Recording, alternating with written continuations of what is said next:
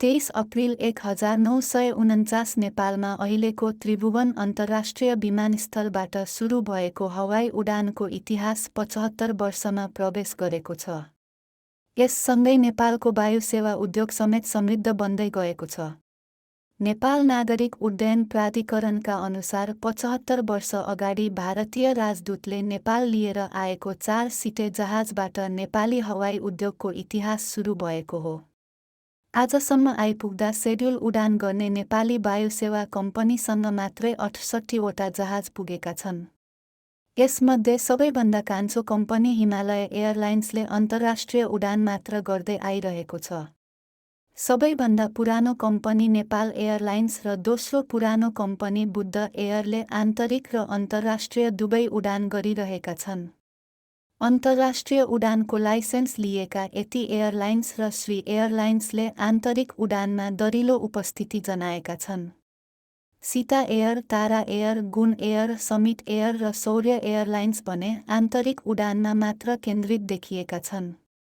नेपालको राष्ट्रिय ध्वजावाहक नेपाल एयरलाइन्स 1 जुलाई 1958 मा स्थापना भएको हो। बुद्ध एयरले 11 अक्टोबर 1996 मा स्थापना भई सेवा दिइरहेको छ। यति एयरलाइन्स सेप्टेम्बर 1998 मा स्थापना भएको हो। श्री एयरलाइन्स 17 अप्रिल 1979 मा स्थापना भई सञ्चालनमा छ। हिमालय एयरलाइन्स भने 31 मे 2016 मा स्थापना भएको हो।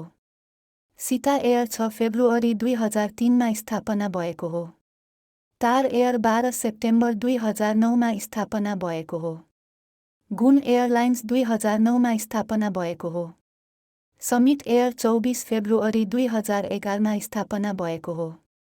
शौर्य एयरलाइन्स 17 नोभेम्बर 2014 मा स्थापना भएको हो। अहिले नेपालमा 3 अन्तर्राष्ट्रिय विमानस्थल सहित 55 वटा विमानस्थल निर्माण भइसकेका छन्। यसमध्ये 42 वटा विमानस्थलको धावनमार्ग पक्की बनिसकेको छ।